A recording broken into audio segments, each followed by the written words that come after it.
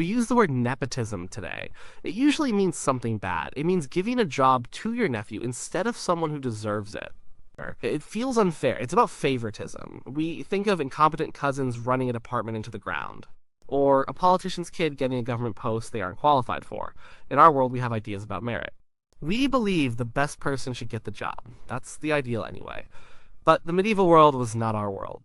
To understand their version of nepotism, you have to forget almost everything you know about how society should work. You have to put yourself in a different mindset. Their world was dangerous, unstable, and deeply personal. There were no large, stable governments as we know them. There were no human resources departments. There was no concept of a public job versus a private one. There was just power, land, and loyalty. And the most important of these was loyalty. Imagine you are a medieval lord. You control a patch of land. You have enemies on all sides. Your own king might decide he wants your land. A neighboring baron is definitely eyeing your fields. The Vikings might sail up the river next week. Who do you trust? Who do you put in charge of your castle when you ride off to war? Do you trust a talented stranger from a faraway village? A man with a great resume, if resumes existed? Or do you trust your brother, your cousin, your son? The answer was always family. And family was the basic unit of everything. It was the government, the corporation, and the social safety net all rolled into one. Your loyalty was to your family first, your lord second, and your king a distant third. In this world, giving an important job to your nephew wasn't corruption. It was common sense. It was a survival strategy. Your nephew's success was tied to your own. If you fail, he fails. He has a personal stake in protecting you and your interests. That stranger, no matter how skilled, has no such stake. He might be bribed. He might decide to seize power for himself. Your family, you hoped, would not. This system wasn't about fairness in our sense. It was about stability. Power and property were meant to be kept within the bloodline. A father passed his land to his son. That wasn't seen as unfair. It was the natural order of things. It was how you kept a territory stable from one generation to the next. Appointing family members to positions of power was just an extension of this same logic. You were building a network of people bound to you by blood. You were creating a family firm whose business was survival and power. So, when we look back and label their actions nepotism, we are applying our own modern values to a world that did not share them. They would not have understood our complaint. For them, a lord who did not favor his own family was a fool. He was a weak leader who was inviting betrayal and chaos. He was failing in his primary duty, which was to protect and advance his own lineage.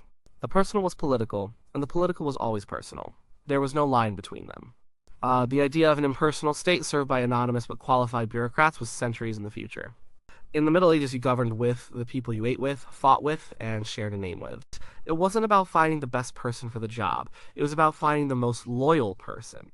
And more often than not, that person was family. In the secular world of kings and nobles, family was the engine of politics.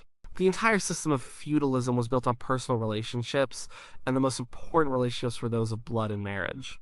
A kingdom wasn't a country in the modern sense. It was the personal property of a monarch, to be managed, defended, and passed down through the family line.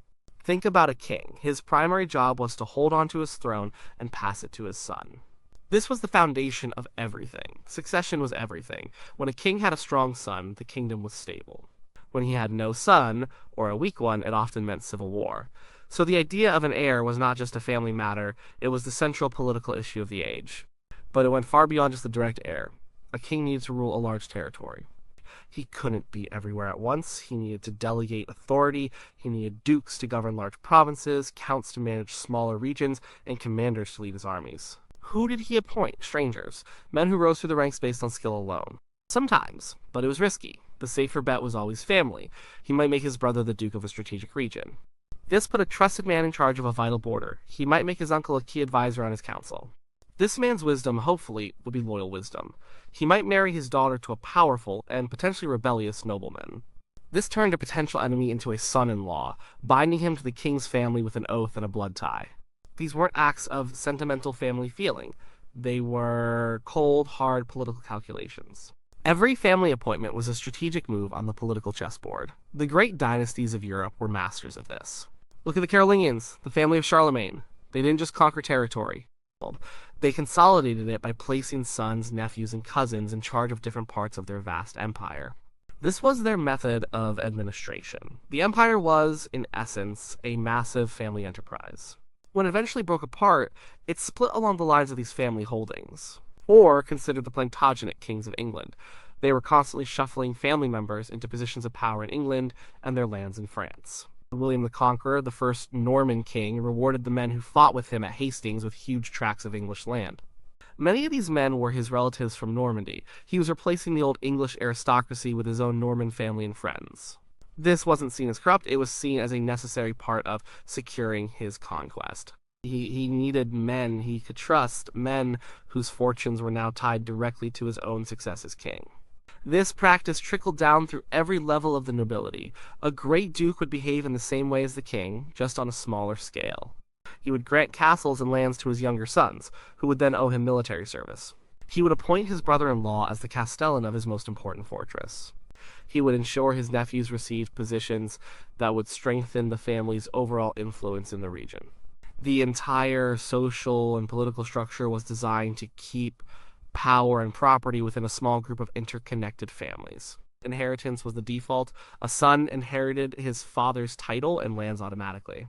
This wasn't nepotism, it was the law. But the appointments to non-hereditary positions, the strategic marriages, the grants of land to loyal cousins, this was the active practice of family favoritism as a political tool. It wasn't a flaw in the system, it was the system. The goal was not to create an efficient merit-based government. The goal was to ensure the survival and prosperity of your bloodline. In the harsh world of medieval politics, blood was thicker than water, and it was the only thing you could truly count on. The story of nepotism gets more complicated and much closer to our modern meaning when we turn to the church. The church was a different kind of institution. In theory, it was supposed to be a meritocracy. A priest was supposed to be chosen for his piety and learning, not his family name. Bishops and popes were meant to be spiritual leaders, and crucially, clergy were supposed to be celibate. They were not supposed to have children. This created a fundamental conflict with the way the rest of medieval society worked. A king or a lord could pass his power to his son. That was normal. But what about a pope? The pope was one of the most powerful figures in Europe. He ruled the papal states in Italy like a king. He controlled immense wealth, commanded armies, and wielded huge political influence. But he had no legitimate son to inherit it all. He had no dynasty to build in the traditional way. So how could he secure his power? How could he surround himself with people he could trust in the brutal, backstabbing world of Italian politics? He turned to his nephews. The word nepotism itself comes from the Italian word nepotismo, which is derived from the Latin nepos, meaning nephew. The practice became so common that it got its own name. A new pope would often elevate his nephews to the position of cardinal. These cardinal nephews became his most trusted advisors, his administrators, and his political agents. They were given the best and richest church positions. They were put in charge of the papal treasury or the papal armies. Sometimes these nephews were genuinely the pope's nephews, the sons of his brother or sister. But very often, nephew was a convenient euphemism. It was a polite term for the pope's own illegitimate son. Since a pope could not acknowledge his own children, he would pass them off as his nephews and lavish them with power and wealth. This allowed him to do what every other secular ruler did: build a power base of loyal family members. This practice reached its peak during the Renaissance. The papacy was a political prize, fought over by the great Italian families. Once a man from a particular family became pope, he would use his power to enrich and empower his relatives. The goal was to ensure that even after he died, his family would remain powerful players in Italian politics.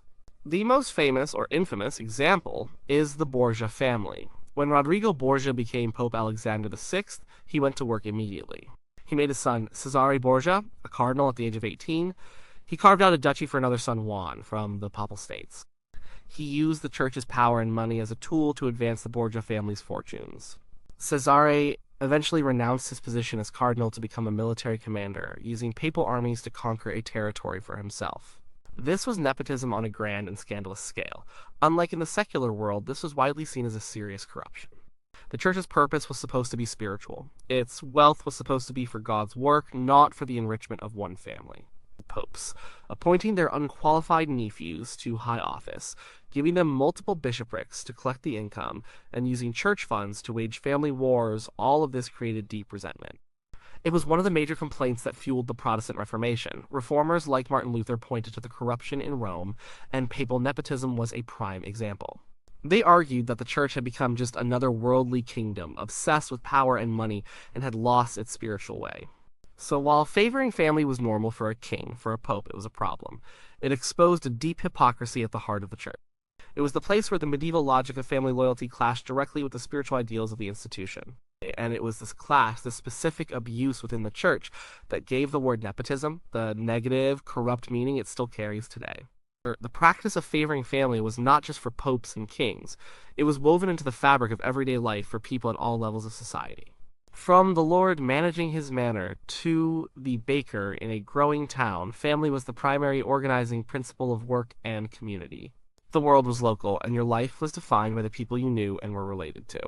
Consider a small manor ruled by a knight or a minor lord. He had jobs that needed doing. He needed a reeve to supervise the peasants and collect rents. He needed a bailiff to manage the accounts. He might need a man to manage the woods or the mill. Who would he pick? He would almost always pick a relative if he had one suitable. Perhaps a younger brother who wouldn't inherit the land, or a cousin from a nearby village. The logic was the same as the king's, just on a much smaller scale. Trust was paramount. You wanted someone who wouldn't skim the profits or conspire with the peasants. Family was the safest bet. This created a web of local power. A few key families would dominate a village or a region, holding all the important local offices. Power wasn't just in the hands of the lord, it was distributed among his kin. This made the family unit strong and resilient, but it also made it very difficult for an outsider to get ahead. Your opportunities in life were largely determined by the family you were born into. The same principle applied in the towns and cities, especially within the world of crafts and trades. This was the age of guilds. Guilds were associations of craftsmen, and in particular trade bakers, weavers, blacksmiths, carpenters. They controlled who could practice a trade, set standards for quality, and fixed prices. And they were, for all intents and purposes, family-run organizations. If you were a master blacksmith, you owned your own shop, your own tools, and your own list of customers. This was your family's livelihood. It was your most valuable asset. Who would you teach your skills to? Who would you trust to take over the business when you were old? A talented stranger off the street? Or your own son? The answer was almost always your son. From a young age, a son would work in his father's shop as an apprentice. He learned the trade, the customers, and the secrets of the craft. It was expected that he would eventually become a master himself and inherit the business. This was not seen as unfair nepotism. It was seen as the proper and responsible way to pass on skills and property. It ensured continuity. The family's name and reputation were tied to the quality of their work. It was incredibly difficult for an outsider to break into a guild. You usually had to be related to a current member. You might be able to marry the daughter of a master craftsman, and in doing so, marry into the business.